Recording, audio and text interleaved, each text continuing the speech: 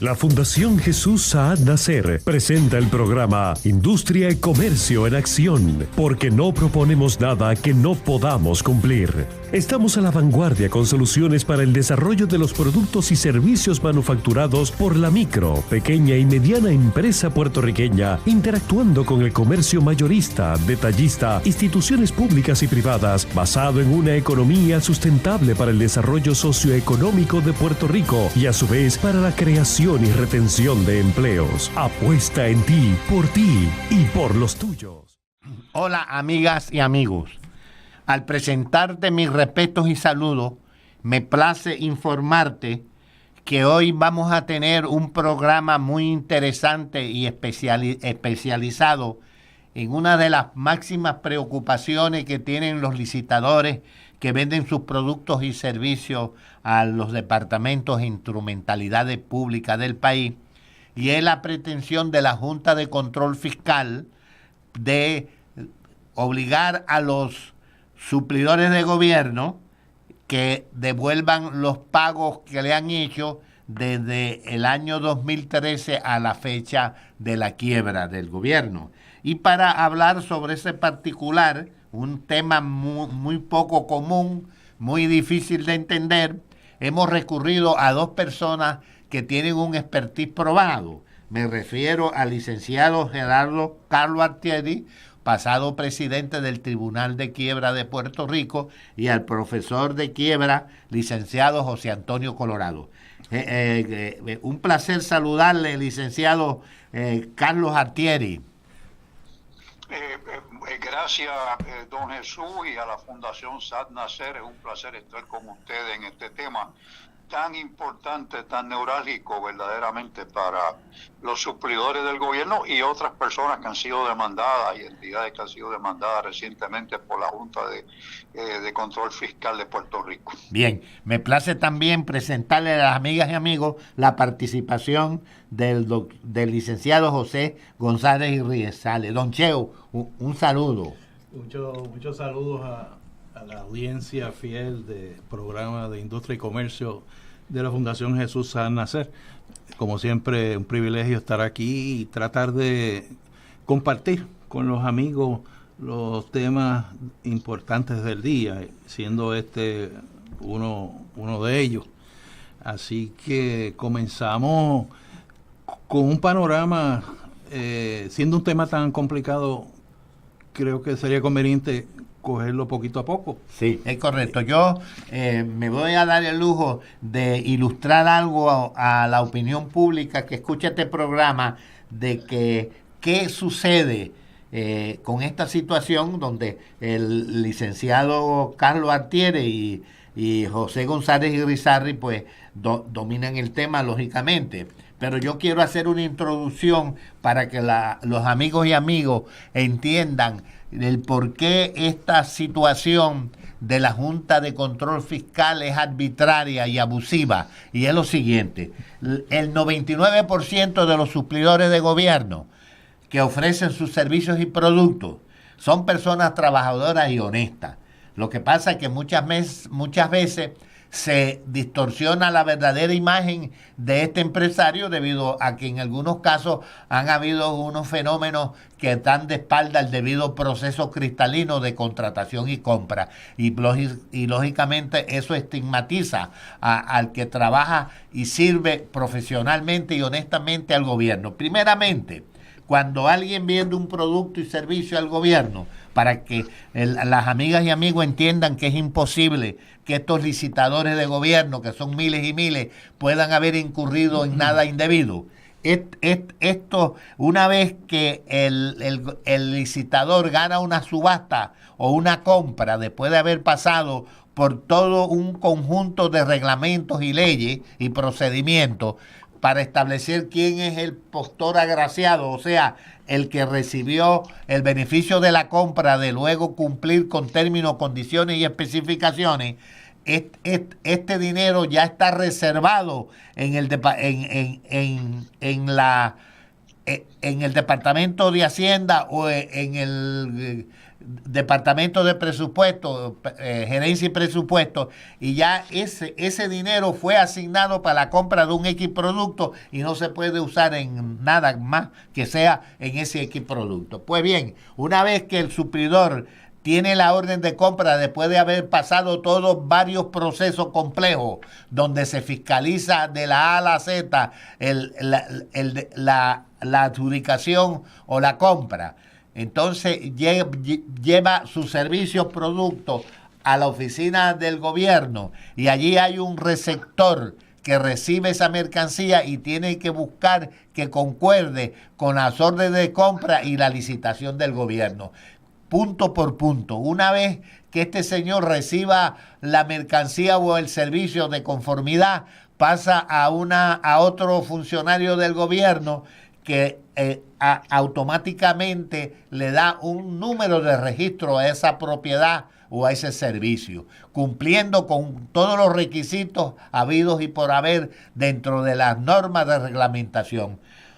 La tercera función, el comprador recibe la información del que recibe el producto y del que lo registra con un número, pasando a ser propiedad del gobierno, y eso lo evalúa con el mismo proceso cristalino que usaron los otros dos anteriores, y lo pasa a la división de pagaduría, que puede ser pagadores especiales o el Departamento de Hacienda.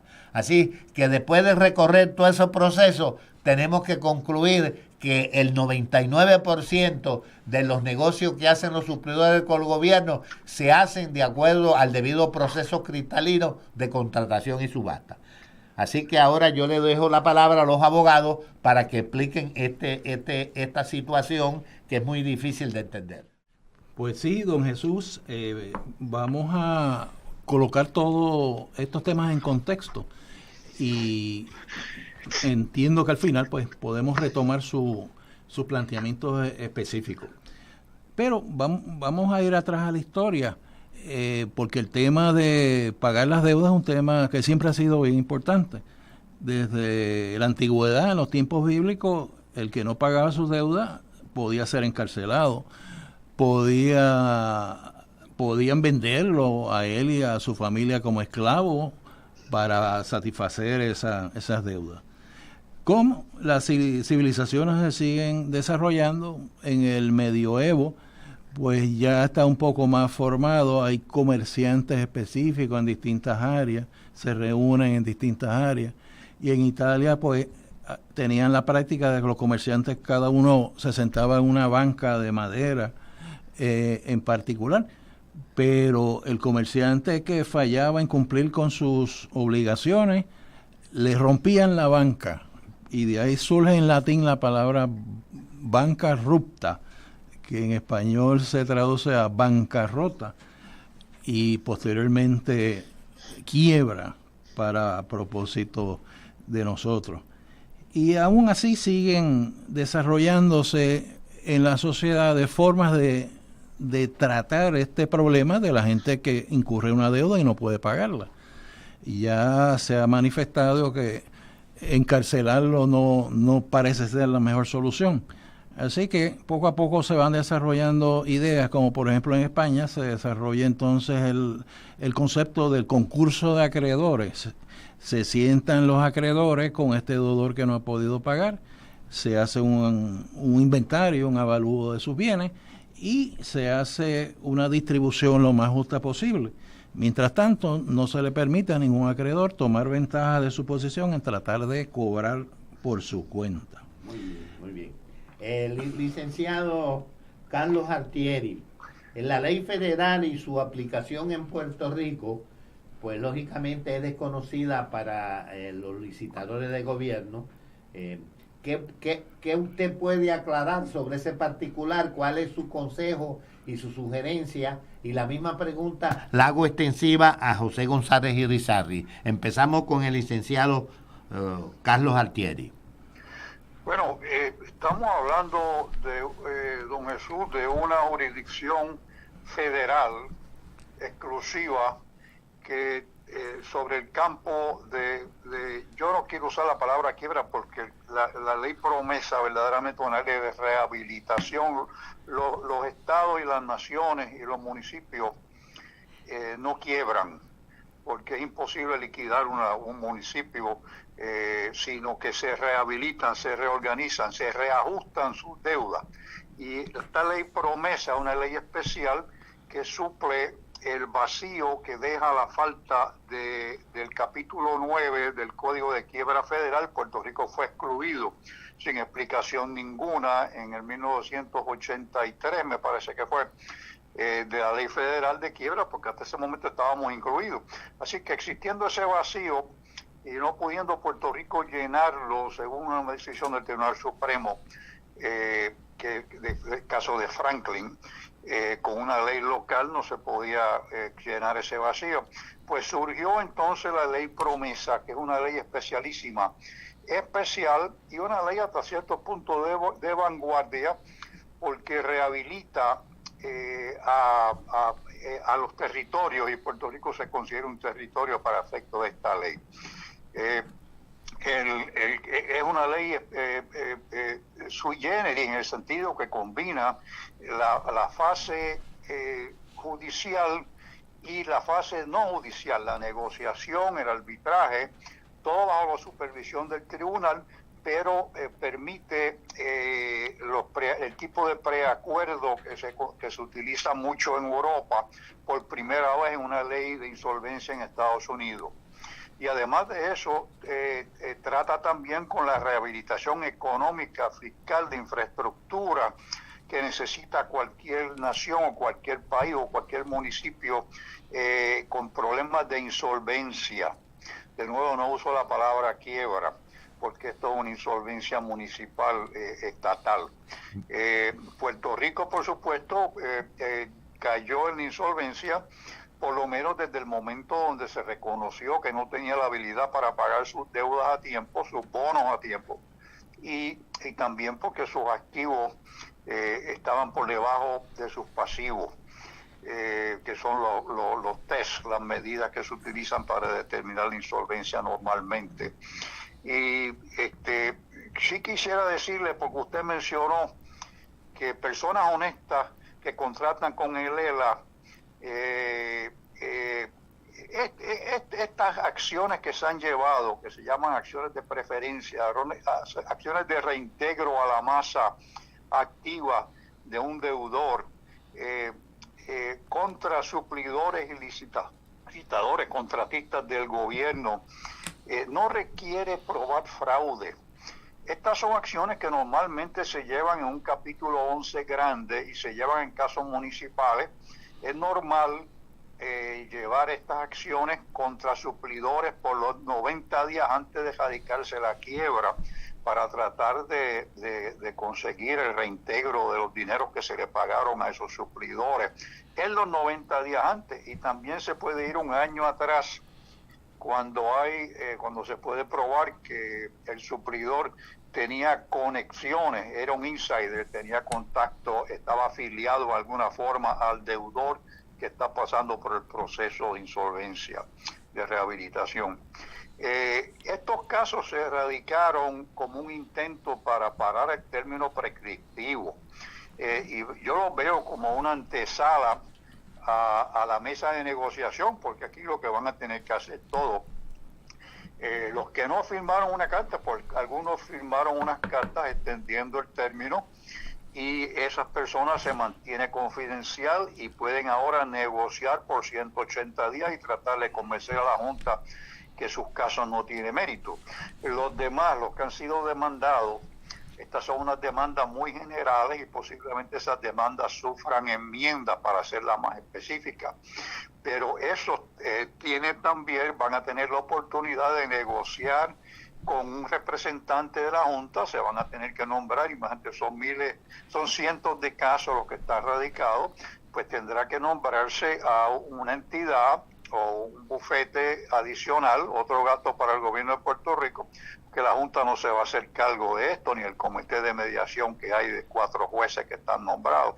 Y entonces se sentarán a negociar como se hizo en el caso de Detroit, como se han hecho en otros casos de municipios en Estados Unidos, bajo el capítulo 9, habrá que sentarse a negociar y el peso de la prueba inicial para probar fraude constructivo, que es lo único que se requiere aquí. Aquí no están acusando a nadie de fraude verdaderamente.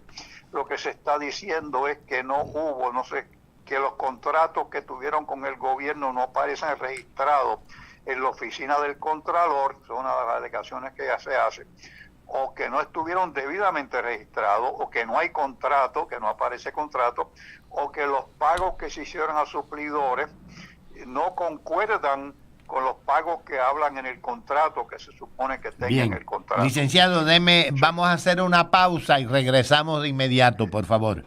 ¿Cómo no, don Jesús? Amigas y amigos, gracias por seguir en el programa Industria y Comercio, la voz de la Fundación Jesús Saad-Naser. Regresamos en breve.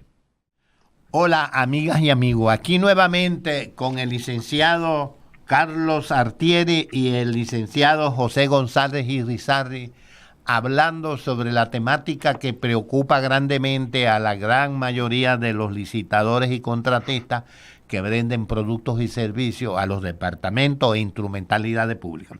Pues habíamos quedado, licenciado Carlos Artieri, en que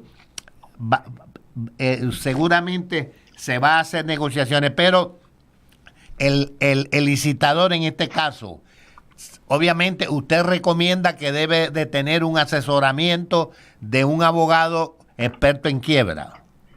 Bueno, definitivamente debería tener asesoramiento porque este es un campo muy técnico. Hay una serie de defensas que se tienen que levantar en la argumentación. Lo primero que tiene que hacer el suplidor, el licitador, el contratista que ha sido demandado, o el que firmó el acuerdo extendiendo el término prescriptivo, que era de 2 años y vencía el 2 de mayo, lo primero que tiene que hacer es recopilar toda la información de los últimos 4 años, que son los que se están alegando aquí. Yo creo que no han ido más de 4 años para atrás, pero Cheo, tú me corriges si tú tienes información de que en algún caso se ha ido más de 4 años. Los que yo he visto, todos son de 4 años. No he tenido, no tengo información específica sobre eso. Bueno, yo creo que son 4 años y lo que tiene que hacer inmediatamente es buscar todos los contratos que tenga, toda evidencia que tenga que esos contratos son válidos, toda evidencia que tenga que los contratos fueron registrados en el Contralor de Puerto Rico debidamente, todos los pagos que se le hicieron, un historial de los pagos que se le hicieron, y entonces prepararse para demostrar, quizás con su contable y con su abogado, que los pagos concuerdan con el contrato que tiene firmado con el gobierno. Sí. En ausencia de contrato, Cheo, tú sabes que hay el caso de Ocasio y el caso del municipio de Quebradilla, hay una línea de casos que dicen que si tú contratas con el gobierno de Puerto Rico y no tienes un contrato firmado y debidamente inscrito en el Contralor, que el gobierno no es responsable, que no tiene obligación el gobierno de pagarte aunque tú hayas brindado servicios. Esto es jurisprudencia de Puerto Rico, el Tribunal Supremo de Puerto Rico, el caso de Ocasio, Quebradilla y municipio de San Juan básicamente, y para las leyes de Puerto Rico también lo tienen, tienen esa doctrina. Así que hay que defenderse.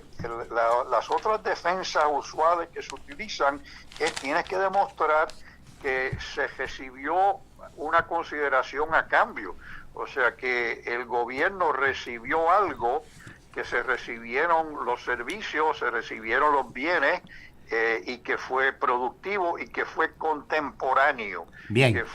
Que una cosa, que el pago que tú recibiste fue relacionado contemporáneamente al servicio que brindaste o al producto que tú entregaste al gobierno. Muy bien. Así que hay muchísimas defensas que se pueden levantar, pero sí necesitas un abogado para eso. Bien. González Irizarry. Sí, gracias. Solamente quería rellenar un poquito en el trasfondo histórico.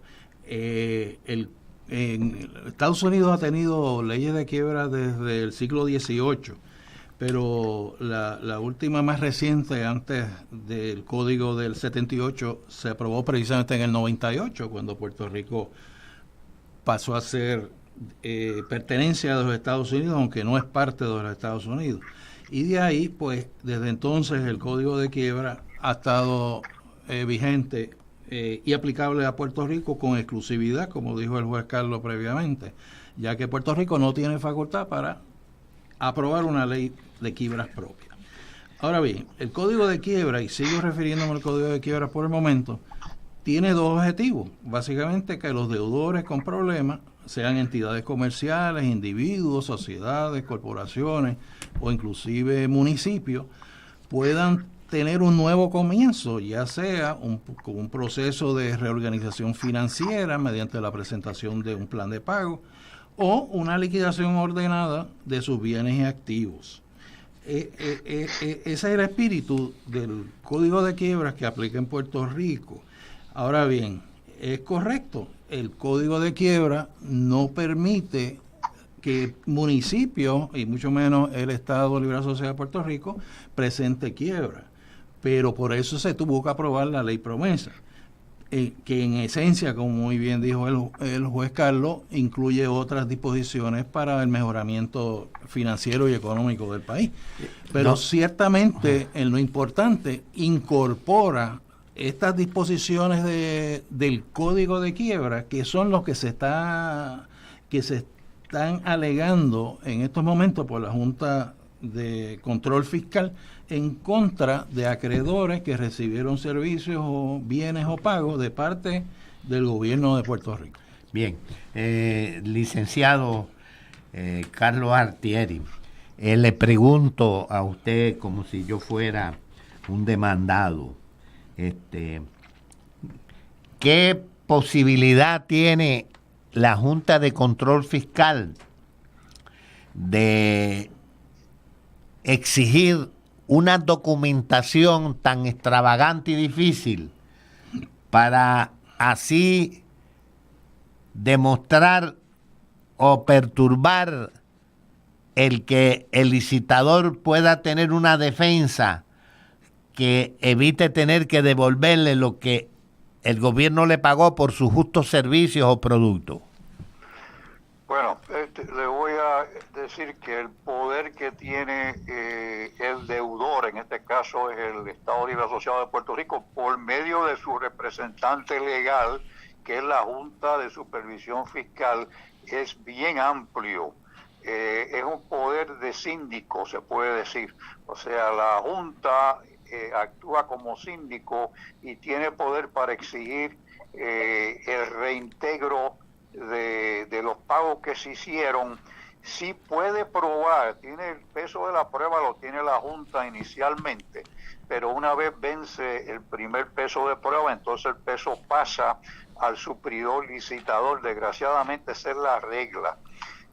Pero aquí lo difícil es que eso normalmente aplica en los primeros 90 días, el primer año, los pagos que se hicieron en esos términos de tiempo, pero aquí se está yendo atrás. 2013, licenciado. 4 años. Sí, sea, del 2013 hasta...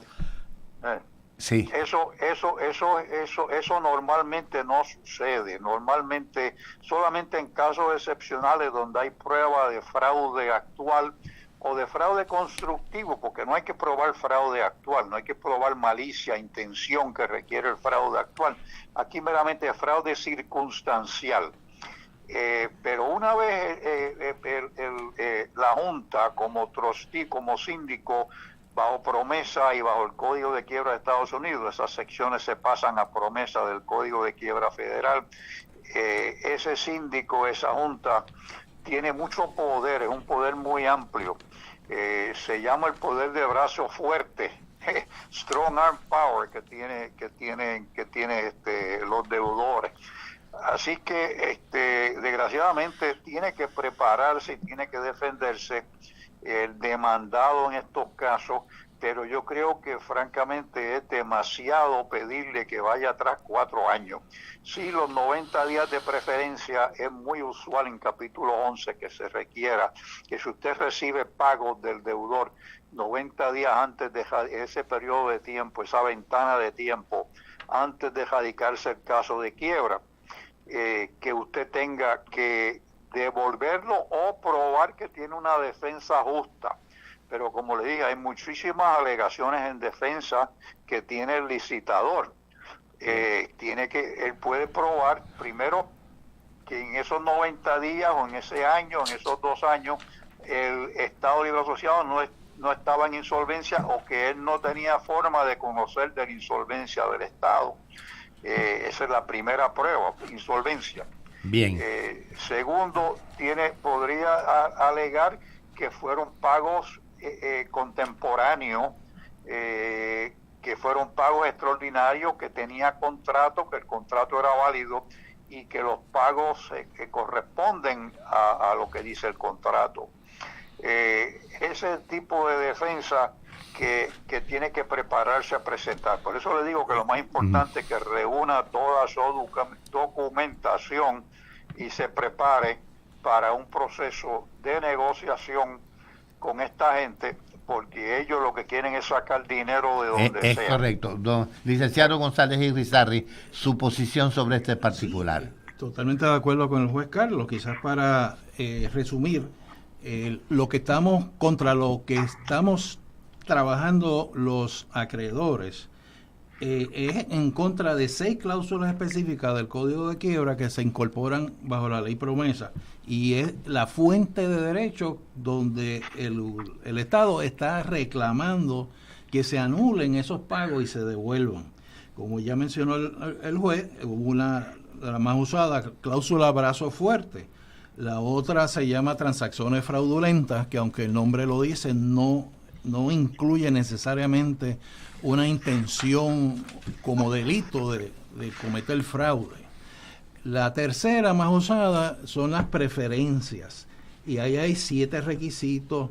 Cada una de estas secciones tiene sus requisitos específicos y permite al acreedor presentar todas las defensas que entienda pertinentes.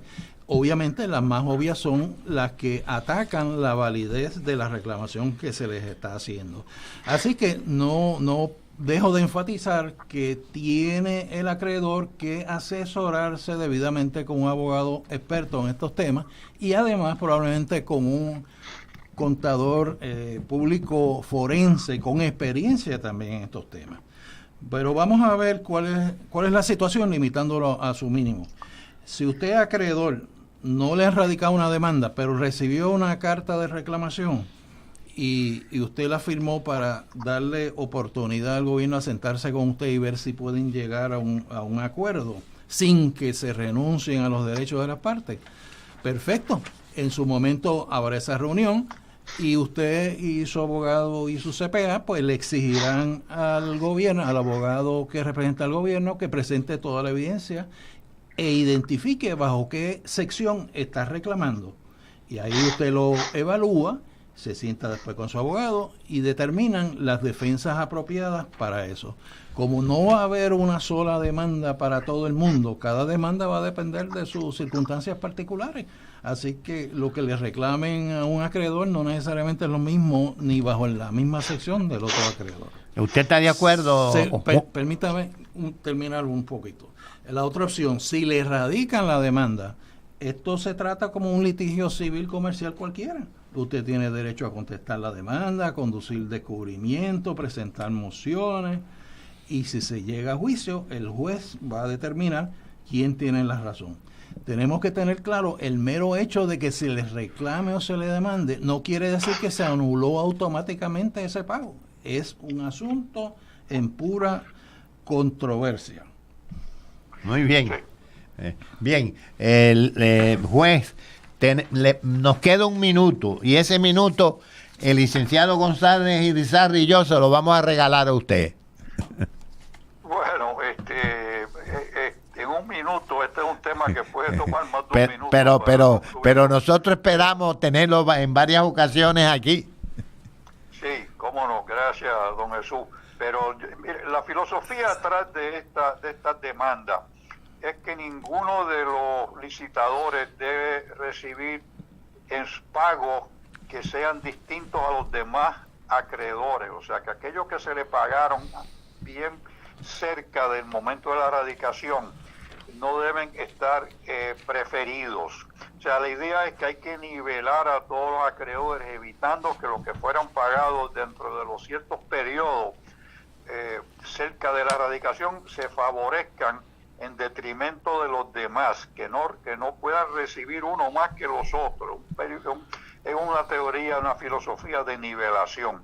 Es un principio de tratamiento equitativo a todos los acreedores, que resulta injusto en el sentido que le pone al licitador el peso de la prueba finalmente sobre las defensas que tiene, todas las defensas que hemos mencionado, que tiene que el demandado probar que no sabía de la insolvencia, que tiene que probar que la transferencia no fue fraudulenta, que fue contemporánea al servicio o producto recibido, que no tenía conocimiento de ningún fraude, que existía un contrato válido, que los pagos recibidos concuerdan con las condiciones del contrato, que no hubo enriquecimiento injusto.